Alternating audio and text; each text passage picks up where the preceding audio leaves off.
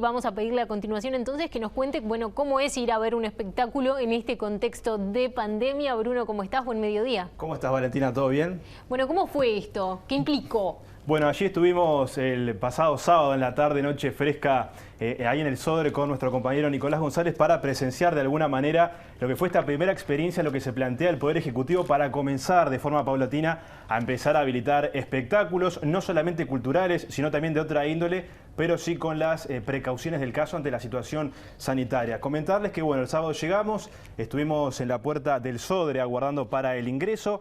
Allí la anécdota, si se quiere, es que quienes tomaban la temperatura al ingreso era el ministro de Educación y Cultura, Pablo da Silveira, y también el presidente del Sodre, Martín Itamuzu.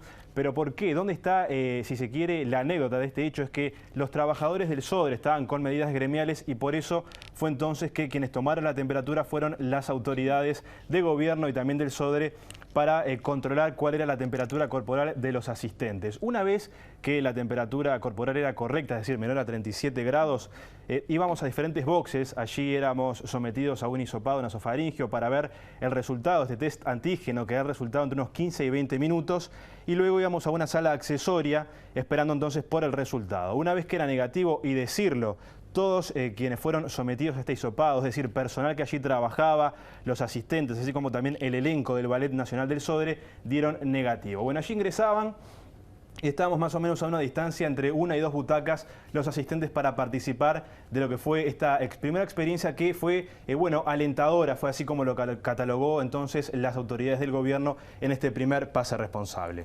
Ahí va, sí, por lo que estás contando lleva como mucha preparación y mucho protocolo en la previa. Hay que ver después si las personas se tendrán que hacer ahí el test o no. En todo caso, bueno, este fue un primer paso, pero ¿cómo se implementaría? ¿Hay una definición un poco más acabada a esta altura respecto a qué tipo de actividades y qué nivel de riesgo, para qué tipo de actividades se utilizaría? Sí, exactamente. En este primer caso fue para el Sodre, porque el sector cultural es uno de los más golpeados por la pandemia junto a lo que es los servicios hoteleros y de turismo. Por eso se decidió de alguna manera comenzar con los espectáculos culturales. ¿Por qué se hace todo este protocolo? Y la pregunta es, se lo escuchó también decir al ministro que no es obligatorio, pero ¿qué significa que no es obligatorio establecer este protocolo precisamente? Bueno, todo indica que cuando se habiliten las distintas salas de espectáculos se va a permitir como era hace un año, es decir, 1/3 del aforo. Hasta 1/3 del aforo no se debe establecer este protocolo.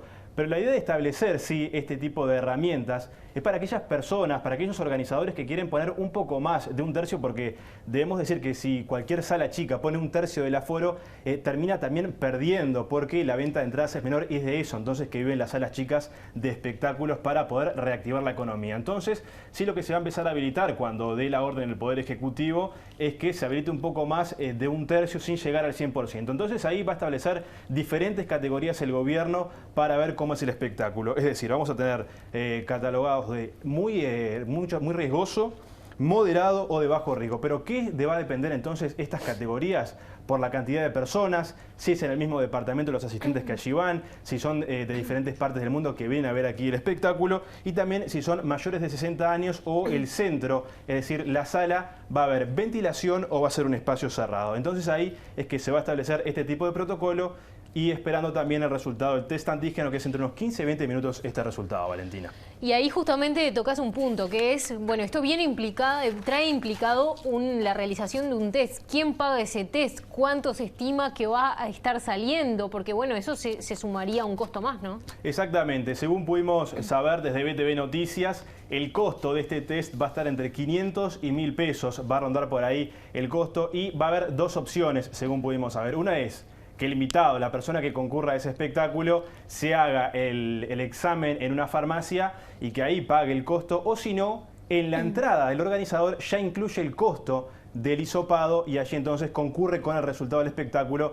cuando le tomen ahí la temperatura. También el gobierno maneja por estas horas, bueno, subsidiar el costo de este test para los sectores de la sociedad más vulnerables, así como también puede llegar a financiarse el costo de este resultado. Bueno, Bruno, además de esto que ya era llamativo, también esto trajo aparejado manifestaciones que no solamente fueron, bueno, afuera había de personas negacionistas de la pandemia, pero también críticas de diferente tono, sobre todo por el momento en el que se hace este plan piloto, en el que todavía, bueno, la pandemia está aumentando de una manera bastante compleja. ¿Podemos repasar brevemente las principales críticas que recibió este pase de responsable? Sí, hablábamos de los trabajadores que ya estaban con medidas gremiales y que no querían, allí trabajar porque no estaban dadas las garantías para poder llevar a cabo este primer pase responsable. También tenemos que remontarnos al viernes. Ustedes recordarán que en BTV Noticias tuvimos la posibilidad de conversar con la diputada y doctora Lustenberg del Frente Amplio, que nos decía que, bueno, declinaron la invitación por dos motivos. En una primera instancia porque no recibieron carta formal del gobierno y también porque justamente lo que planteaban los trabajadores del SODRE, que no están dadas las garantías para poder llevar a cabo este tipo de espectáculos. Pero lo que decía el ministro de Educación y Cultura, Pablo da Silveira, es no esperar hasta que termine la pandemia, porque también en ese lapso también se van a empezar a empeorar más de lo que ya están estos sectores culturales, y por eso entonces comenzar de alguna manera con estos planes piloto para ver si se puede reactivar el sector. Desde la comunidad científica también hubo críticas, tanto es así que el director del Instituto Pasteur, Carlos Battiani, fue uno de los que dijo que los test antígenos son altamente sensibles para aquellas personas que sí tienen síntomas, y allí si el resultado arroja positivo, claramente la persona tiene COVID-19. Ahora, aquellas personas que son asintomáticas puede dar falso negativo, y ahí está la cuestión de por qué la comunidad científica es que no está de acuerdo con llevar a cabo este tipo de espectáculos ante, bueno, lo que es la situación epidemiológica actualmente en nuestro país. Bueno, Bruno, muchas gracias por la información. Un gusto, hasta luego.